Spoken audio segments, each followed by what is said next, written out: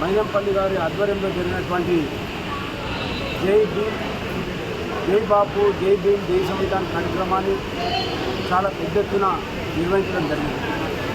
ముఖ్యంగా ఈ కార్యక్రమం మా ప్రియతమ నాయకుడు భారత ప్రధాని రాహుల్ గాంధీ గారు తీసుకున్నటువంటి నిర్ణయం. మరి ముఖ్యంగా ఈ కార్యక్రమం తీసుకోవడానికి కారణం ఏంటంటే రాజ్యాంగాన్ని ఈరోజు ఉన్నటువంటి బీజేపీ రాజ్యాంగాన్ని పట్టించుకోకుండా రాజ్యాంగాన్ని మార్చే విధంగా ప్రయత్నం చేస్తున్నందుకు ఈ కార్యక్రమం తీసుకోవడం జరిగింది.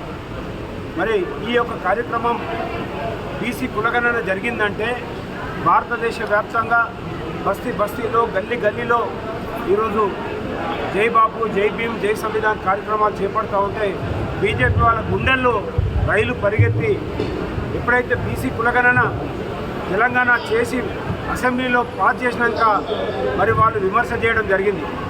మరి తద్వారా ఇది బీసీలందరూ కూడా బీజేపీని భారతదేశ వ్యాప్తంగా దూరం పెడతారనే భయంతో మరి రాహుల్ గాంధీ గారు తీసుకున్నటువంటి నిర్ణయాన్ని ఈరోజు స్వాగతించారు వాళ్ళు.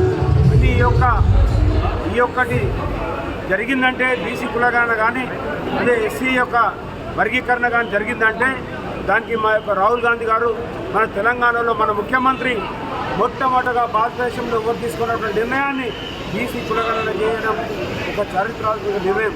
దీన్ని భారతదేశ వ్యాప్తంగా అందరూ కూడా స్వాగతిస్తూ ఉన్నారు. మరి దానికి అనుగుణంగా ఈరోజు బడుగు బలహీన వర్గాలకు అండగా ఉండేటువంటి పార్టీ కాంగ్రెస్ పార్టీ.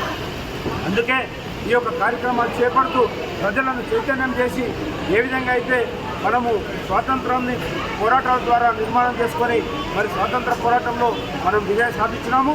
ఈరోజు కూడా కాంగ్రెస్ పార్టీ పోరాటాల ద్వారానే ఈ బీసీ కులాలు కానీ ఎస్సీ వర్గీకరణ కానీ జరుగుతున్నాయడానికి మా యొక్క నాయకుడు రాహుల్ గాంధీ మా యొక్క రాష్ట్రంలో మా ముఖ్యమంత్రి గారు తీసుకున్నటువంటి నిర్ణయాలకు అనుగుణంగా జరిగింది. కాబట్టి మరి తప్పకుండా ఇదే కార్యక్రమాలు తెలంగాణ వ్యాప్తంగా తీసుకెళ్ళి మేము ఇచ్చినటువంటి అన్ని కార్యక్రమాలను పూర్తి చేసి అన్ని గ్యారెంటీలను పూర్తి చేసి ప్రజల మన్ననలను పొందే విధంగా మేము ముందుకుంటామని